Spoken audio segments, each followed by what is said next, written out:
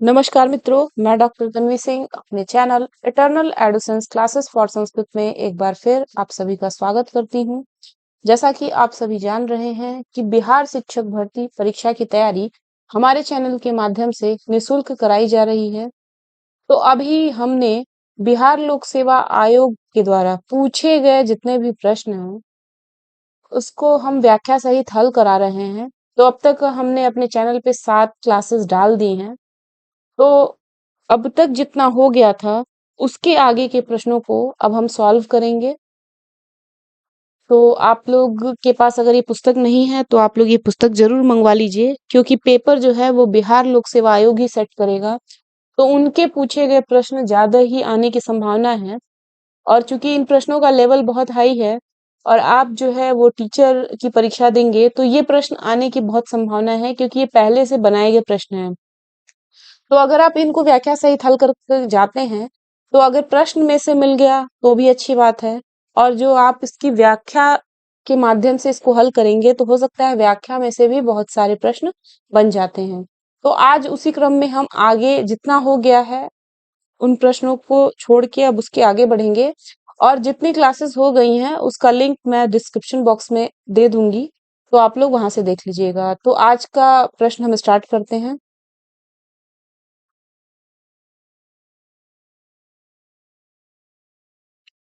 तो आज का पहला प्रश्न है, 1857 के विद्रोह से बिहार का कौन सा भाग अप्रभावित रहा?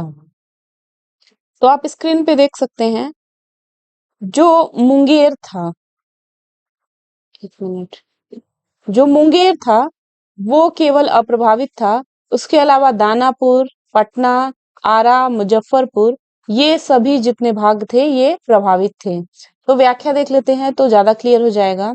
1857 के विद्रोह के दौरान बिहार में आरा, दानापुर, पटना, मुजफ्फरपुर तथा शाहाबाद विद्रोह के प्रमुख केंद्र थे।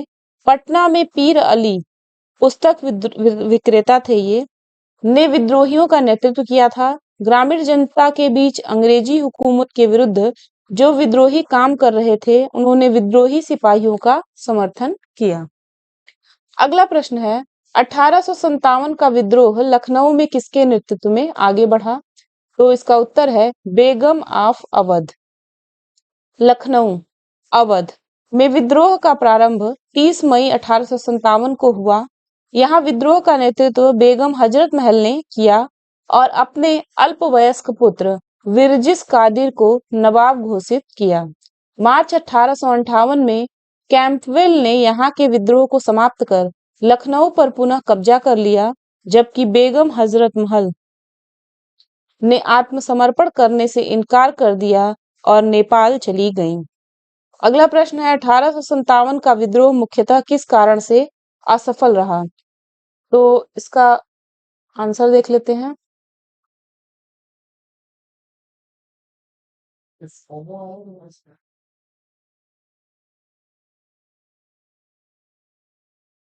तो इसका उत्तर होगा किसी सामान्य योजना और केंद्रीय संगठन की कमी। तो 1857 का विद्रोह मुख्यतः किस कारण से असफल रहा? तो वहां पे न कोई सामान्य योजना थी और केंद्रीय संगठन की कमी थी।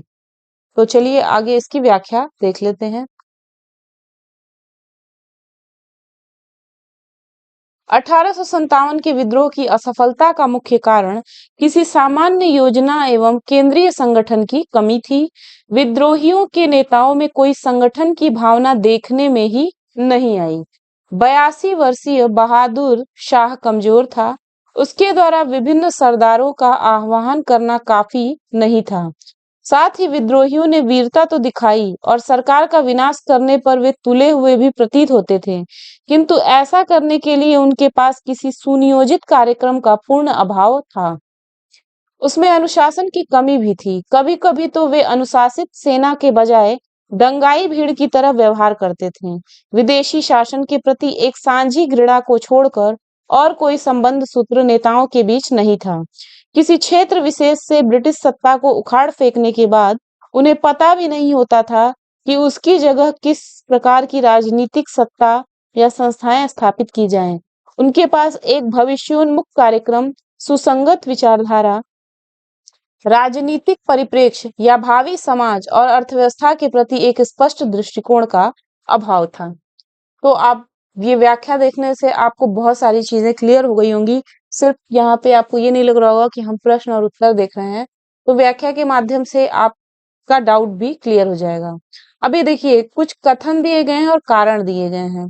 तो आपको कथन और कारण को पढ़ के नीचे दिए गए कोड से सही उत्तर को चुनना है। ठीक है,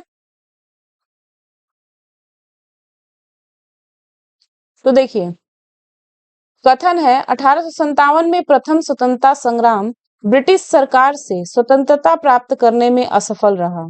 तो ये सत्य है। कारण, बहादुर शाह जफर के नेतृत्व को जन सहयोग नहीं मिला था और अधिकांश महत्वपूर्ण रियासतों के शासक उनका साथ देने में कतरा गए। तो कथन और कारण दोनों सही है और कथन कारण का सही स्पष्टीकरण है। आप अगर पिछले की व्याख्या को ध्यान से सुने होंगे तो आपको ये समझ में आ गया होगा कि ये पूरा का पूरा ये जो प्रश्न है उस व्याख्या पे ही डिपेंड था। ठीक है, तो आप उसको देख लेंगे तो इसका आंसर हो जाएगा क और का सत्य है। का सही स्पष्टीकरण है, मतलब जो कथन है और कारण है दोनों सत्य है और कारण जो है वो कथन का सही स्पष्टीकरण भी है।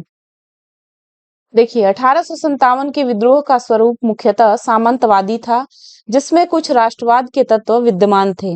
अवध तथा रुहेलखंड के तथा अन्य उत्तरी भारत के सामंतवादी तत्वों ने विद्रोह का नेतृत्व किया और दूसरी ओर अन्य सामंतवादी तत्वों यथा पटियाला, जिंद, ग्वालियर व हैदराबाद के राजाओं ने इस विद्रोह का दमन करने में सहायता की।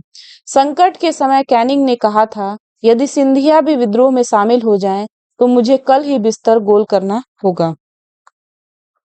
अगला प्रश्न है, महारानी विक्टोरिया ने भारतीय प्रशासन को ब्रिटिश ताज के नियंत्रण में लेने की घोषणा कब की थी? तो इसका उत्तर है 1 नवंबर 1858। इसकी व्याख्या देखते हैं। आप देख सकते हैं यहाँ लिखा भी है बिहार पीसीएस पूर्वालोकन। तो ये बिहार पीसीएस में पूछे गए प्रश्न है। 1857 की क्रांति के दमन के पश्चात 1 नवंबर 1858 को महारानी विक्टोरिया ने भारतीय प्रशासन को ब्रिटिश ताज के नियंत्रण में लेने की घोषणा की। इस घोषणा के बाद भारत में कंपनी के शासन को समाप्त कर भारत को सीधे ब्रिटिश क्राउन के अधीन कर दिया गया। एक भारत मंत्री या सचिव तथा 15 सदस्यों वाली इंडियन काउंसिल की स्थापना की गई। तत्कालीन गवर्नर जनरल लॉर्ड कैनिंग को ही भारत का प्रथम वायसराय बनाया गया। अगला प्रश्न है, 1857 के विद्रोह के बाद ब्रिटिश सरकार ने सिपाहियों का इन प्रांतों से चयन किया।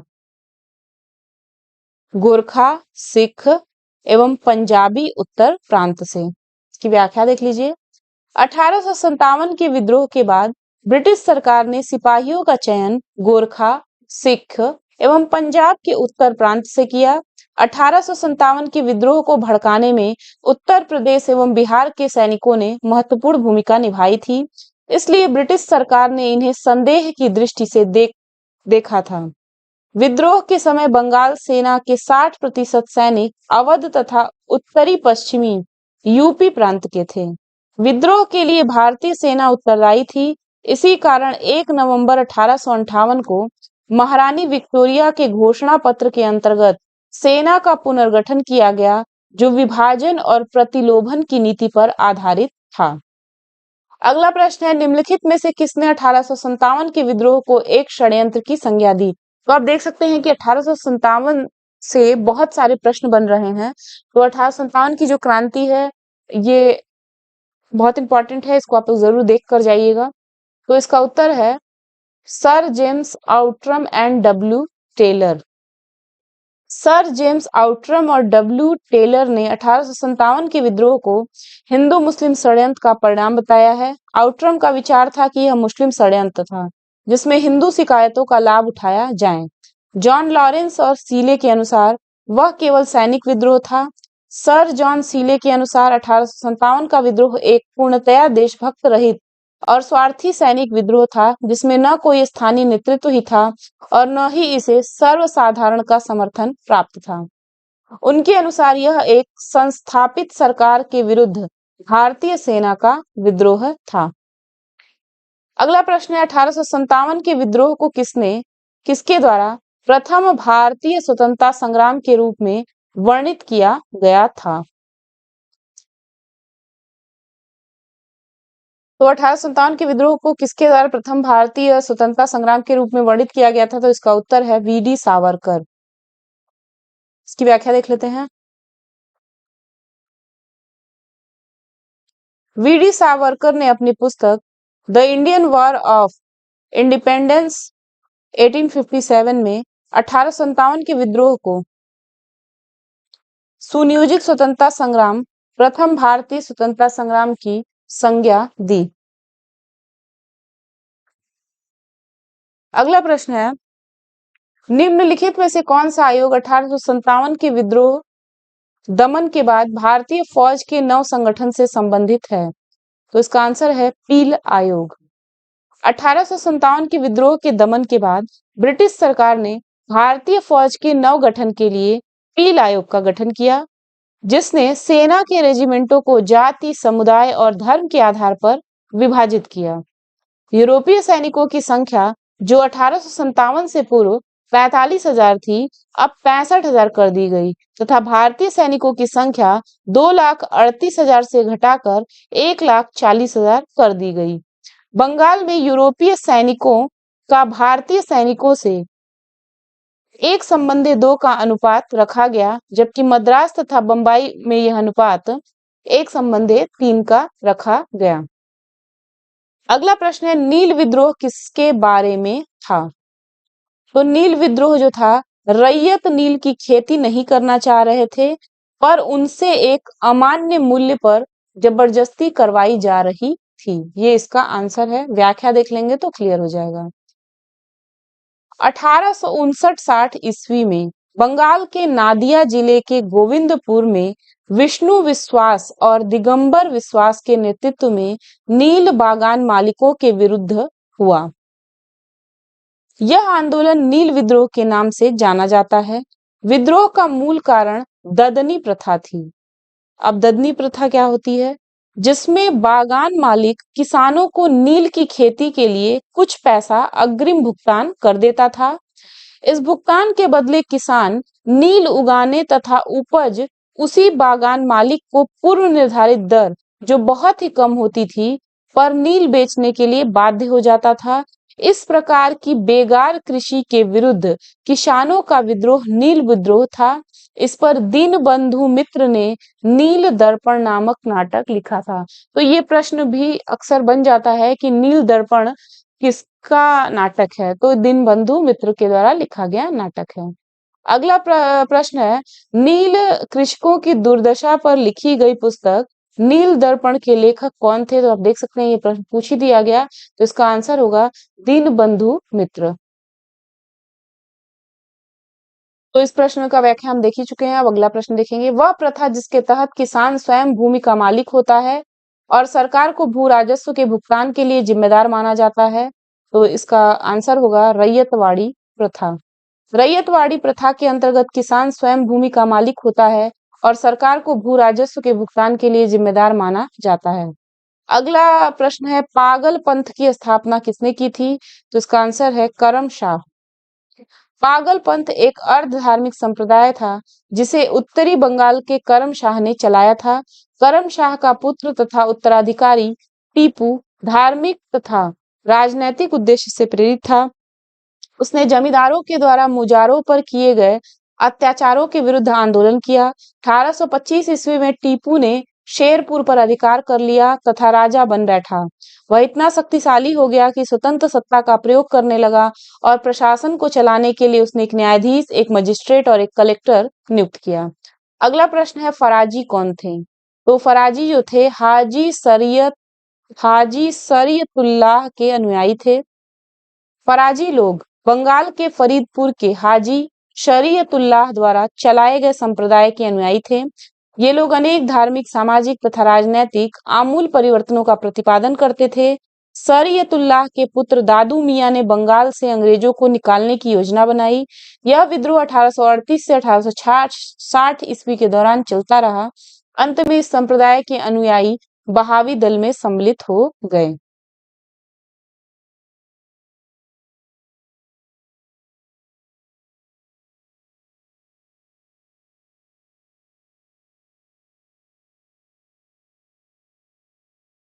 अगला प्रश्न है, फरैजी आंदोलन की शुरुआत किसने की? हाजी शरियतुल्लाह। कूका आंदोलन को किसने संगठित किया? तो कूका आंदोलन को गुरु राम सिंह ने संगठित किया। कूका आंदोलन बहावी आंदोलन से बहुत कुछ मिलता जुलता था। दोनों धार्मिक आंदोलन के रूप में आरंभ हुए, किंतु बाद में ये राजनीतिक आंदोलन के रूप में परिवर्तित हो गए, जिसका सामान्य उद्देश्य अंग्रेजों को देश से बाहर निकालना था। पश्चिमी पंजाब में कूका आंदोलन की शुरुआत 1840 के दशक में भगत जवाहर मल द्वारा की गई, जिन्हें मुख्यतः सियान साहब के नाम से पुकारा जाता था। गुरु राम सिंह ने कूका आंदोलन को संगठित किया तथा जुझारू बनाया। इनका उद्देश्य सिख धर्म में प्रचलित बुराइयों और अंधविश्वासों को दूर कर इस धर्म को शुद्ध करना था। 1872 ईस्वी में इस आंदोलन के एक नेता राम सिंह को रंगून निर्वासित कर दिया गया, जहां इनकी 1885 ईस्वी में मृत्यु हो गई। 1875 के दक्कन के दंगों का तात्कालिक कारण क्या था? महाजनों के द्वारा ऊंची ब्याज दर। 1875 के दक्कन विद्रोह के अनेक कारण थे, जैसे महाजनों द्वारा ऊंची ब्याज दर और कृषकों का अस्थायी रूप से कर्जदार होना। भू राजस्व की ऊंची ब्याज दर, कृषकों की अशिक्षा और गरीबी के कारण उनके खेत, घर आदि को गिरवी रखकर ऋण पत्र पर उनके हस्ताक्षर करवाना और न्याय व्यवस्था की जटिल एवं खर्चीली प्रणाली के कारण किसानों का अपने हितों की रक्षा करने में विफलता। इसी परिस्थिति में 1875-76 के अकाल ने कृषकों की ऋण शोधन क्षमता को पूरी तरह खत्म कर दिया। दूसरी तरफ भूमि के मूल्य में गिरावट के कारण साहूकार ऋणों की वसूली में शीघ्रता करने लगे। इस तरह महाजनों के द्वारा ऊंची ब्याज दर पर वसूली दक्कन विद्रोह का तात्कालिक कारण बन गई।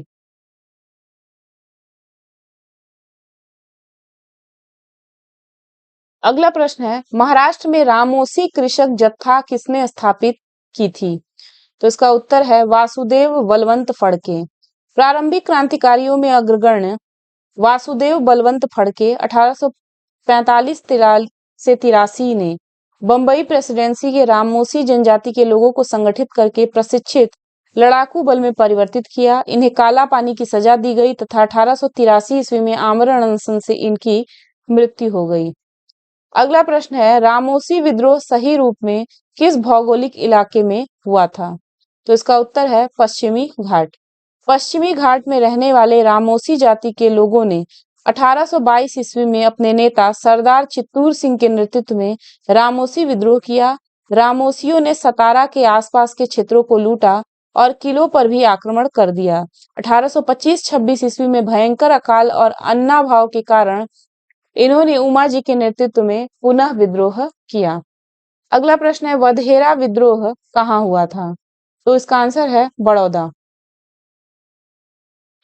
बधेरा विद्रोह 1818 ईस्वी में अंग्रेज सरकार के विरुद्ध किया गया। बधेरा विद्रोह बड़ौदा में हुआ। बड़ौदा के गायकवाड़ों ने अंग्रेजी सेना की सहायता से बघेरों से अधिक कर एकत्र करने का प्रयत्न किया, जिसके परिणाम स्वरूप बघेरा सरदारों ने विद्रोह कर दिया। 1818 से 1819 ईस्वी के मध्य अंग्रेजी प्रदेश पर भी आक्रमण किया। यह विद्रोह 1820 ईस्वी के आसपास समाप्त हो गया। अगला प्रश्न है, मानव बलि प्रथा का निषेध करने के कारण अंग्रेजों के विरुद्ध विद्रोह करने वाली जनजाति का नाम? होंड। होंड जनजाति के लोग तमिलनाडु से लेकर बंगाल और मध्य भारत तक फैले विस्तृत पहाड़ी क्षेत्रों में रहते थे और पहाड़ी क्षेत्र होने के कारण वे वस्तुतः स्वतंत्र थे। इन्होंने 1837 से 1856 ईस्वी तक अंग्रेजों के विरुद्ध विद्रोह किया। इस आंदोलन का नेतृत्व युवा राजा के नाम पर चक्र बिसोई ने किया। विद्रोह का मुख्य कारण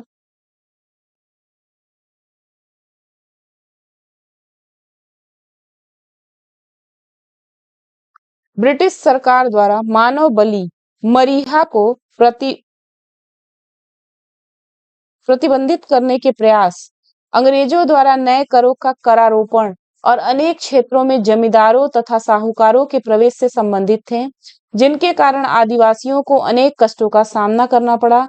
अंग्रेजों ने एक मरीहा एजेंसी गठित की, जिसके विरुद्ध खोंडों ने विद्रोह किया, परंतु 1855 ईस्वी में चक्र बिसोई लुप्त हो गया, जिसके बाद यह आंदोलन समाप्त हो गया। अगला प्रश्न है, छोटा नागपुर जनजाति विद्रोह कब हुआ था? तो यहाँ पे स्टार बना है, इसका मतलब जितने भी ऑप्शन है इसमें कुछ डाउट है तो हम सीधे इसका व्याख्या पढ़ लेते हैं।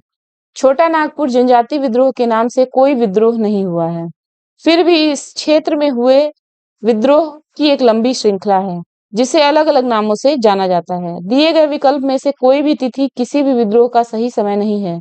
इस क्षेत्र में हुआ कोल विद्रोह 1831-32, संथाल विद्रोह 1855-56, मुंडा विद्रोह 1899 है, अतः कोई भी विकल्प सही नहीं है। अगला प्रश्न है, 1855 ईस्वी में संथालों ने किस अंग्रेज कमांडर को हराया?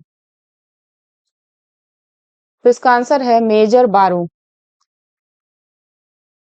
1855 ईस्वी में संथालों ने भागलपुर क्षेत्र के भोगनाडीह तालुके में विद्रोह कर दिया था। इन्होंने एक साथ पुलिस और डाकुओं पर आक्रमण किए थे, डाकुओं होगा, जिसका नेतृत्व सिद्धो कान्हो चांद और भैरव ने किया था। संथाल विद्रोह को दबाने के लिए मेजर बारो के नेतृत्व में एक सेना भेजी गई, जिसे पीर पैती के युद्ध में संथालों ने हरा दिया था। अगला है, 1855 ईस्वी में संथाल विद्रोह का नेतृत्व किसने किया था? तो इसका उत्तर है सिद्धो और कान्हू ने। अगला प्रश्न है, मुंडाओं ने विद्रोह खड़ा किया 1895 में। मुंडा आदिवासियों का विद्रोह 1899 से 1900 के बीच हुआ। इसका नेतृत्व बिरसा मुंडा ने किया। मुंडा जाति में सामूहिक खेती का प्रचलन था, लेकिन जागीरदारों, ठेकेदारों, बनियों और सूदखोरों ने सामूहिक खेती की परंपरा पर हमला बोला।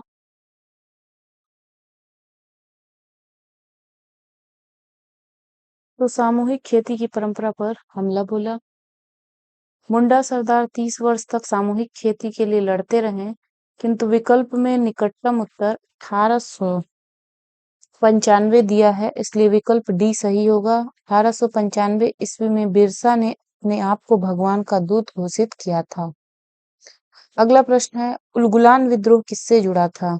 तो उलगुलान विद्रोह बिरसा मुंडा से जुड़ा था। मुंडा विद्रोह उलगुलान महान हलचल के नाम से जाना गया। यह विद्रोह इस अवधि का सर्वाधिक प्रसिद्ध आदिवासी विद्रोह था। मुंडों की पारस्परिक भूमि व्यवस्था फुटकट्टी या मुंडारी का जमींदारी या व्यक्तिगत भू स्वामित्व वाली भूमि व्यवस्था में परिवर्तन के विरुद्ध मुंडा विद्रोह की शुरुआत हुई, लेकिन कालांतर में बिरसा ने इसे धार्मिक राजनीतिक आंदोलन का रूप प्रदान किया। मुंडा आदिवासियों का विद्रोह 1899 से 1900 ईस्वी के बीच हुआ। 1895 ईस्वी में बिरसा ने अपने आप को भगवान का दूत घोषित किया और हजारों मुंडाओं का नेता बन गया। उसने कहा कि दीकुओं, गैर आदिवासियों से हमारी लड़ाई होगी और उनके खून से जमीन इस तरह लाल होगी जैसे लाल झंडा। 1899 ईस्वी में क्रिसमस की पूर्व संध्या पर बिरसा ने मुंडा जाति का शासन स्थापित करने के लिए विद्रोह का ऐलान किया। लगभग 6000 मुंडा तीर तलवार तथा कुल्हाड़ी लेकर बिरसा के साथ हो लिए, लेकिन बिरसा मार्च 1900 के शुरू में गिरफ्तार कर लिया गया और जून में वह जेल में मर गया। विद्रोह कुचल दिया गया पर बिरसा अमर हो गया। अगला प्रश्न है, बिरसा मुंडा का कार्य क्षेत्र कौन सा था? तो इसका उत्तर है रांची। बिरसा मुंडा का कार्य क्षेत्र रांची से लेकर भागलपुर तक था।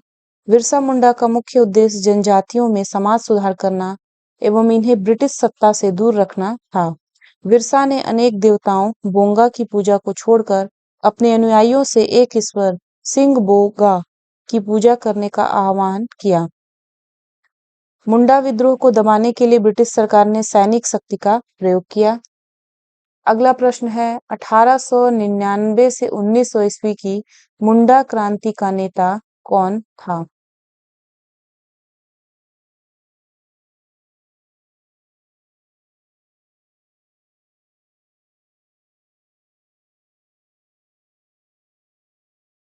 बिरसा मुंडा। अगला प्रश्न है, बिरसा मुंडा किसके पक्ष में थे? झारखंड के। बिरसा मुंडा झारखंड के पक्ष में थे। यद्यपि बिरसा मुंडा का आंदोलन असफल हो गया एवं झारखंड राज्य की स्थापना अधूरी रह गई।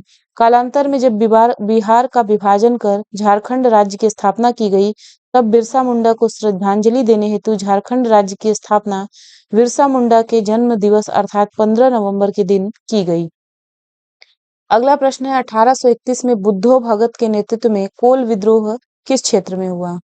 तो कोल विद्रोह जो था वो सिंह भूमि में हुआ था। 1831 ईस्वी में बुद्धो भगत के नेतृत्व में कोल विद्रोह छोटा नागपुर क्षेत्र के सिंह भूमि, पलामू, हजारीबाग तथा मानभूम क्षेत्रों में हुआ था। इस विद्रोह का स्वरूप आर्थिक व राजनैतिक था। इस विद्रोह के पनपने का सर्वप्रमुख कारण इन क्षेत्रों के जमींदारों द्वारा भूमि कर को अत्यधिक बढ़ाया जाना था। 1831 ईस्वी में बुद्धो भगत की मृत्यु के उपरांत इस विद्रोह का संचालन गंगा नारायण के द्वारा किया गया। यह विद्रोह रुक रुक कर 1848 ईस्वी तक चलता रहा। अंततः ईस्ट इंडिया कंपनी द्वारा इस विद्रोह का दमन कर दिया गया। अगला प्रश्न है, हौज विद्रोह हुआ 1820 से 21 के दौरान। हौज विद्रोह 1820 से 21 ईस्वी में हुआ था, जिसका केंद्र संथाल परगना था। किस स्थान पर आदिवासियों ने अंग्रेजों के खिलाफ विद्रोह किया?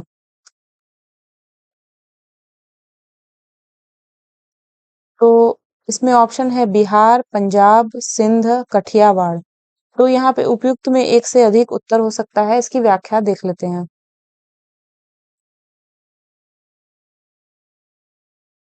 छोटा नागपुर की हो एवं मुंडा जनजातियों ने 1820-22 ईस्वी तथा पुनः 1831 ईस्वी में ब्रिटिश सेनाओं को चुनौती दी थी। इस क्षेत्र में इस कारण 1837 ईस्वी तक अशांति व्याप्त रही। सिंध के जनजातियों ने भी लगातार अंग्रेजों के विरुद्ध विद्रोह किया।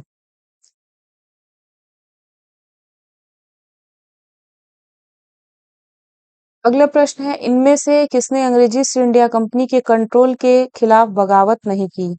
तो इसका उत्तर है हैदराबाद का निजाम। हैदराबाद के निजाम को छोड़कर उपयुक्त सभी विजयनगरम के राजा, तमिलनाडु के पोलिगार तथा त्रावणकोर के दीवान बेलूथम्पी ने ब्रिटिश ईस्ट इंडिया कंपनी के नियंत्रण के खिलाफ विद्रोह किया था। अगला प्रश्न है, बंकिम चंद्र चटर्जी ने आनंद मठ में किस विद्रोह का उल्लेख किया है? तो इसका उत्तर है सन्यासी। बंकिम चंद्र चटर्जी कृत आनंद मठ का कथानक सन्यासी विद्रोह पर आधारित है। वंदे मातरम गीत आनंद मठ से लिया गया है। अगला प्रश्न है, अफगानिस्तान के प्रति आक्रामक नीति किस वायसराय ने अपनाई थी? तो इसका उत्तर है लॉर्ड लीटन। 1876 ईस्वी में लॉर्ड लीटन के वायसराय बनकर आने पर अफगानिस्तान के प्रति अपनाई गई नीति में परिवर्तन आया। कुशल अकर्मण्यता की नीति के स्थान पर अग्रगामी नीति का अनुसरण होने लगा। 1878 ईस्वी में द्वितीय अंग्ल अफगान युद्ध शुरू हो गया। 1879 ईस्वी में गंडमक की संधि की गई। अगला प्रश्न है, 1878 का वर्नाक्यूलर प्रेस एक्ट किसने रद्द कर दिया? तो इसका आंसर है लॉर्ड रिपन।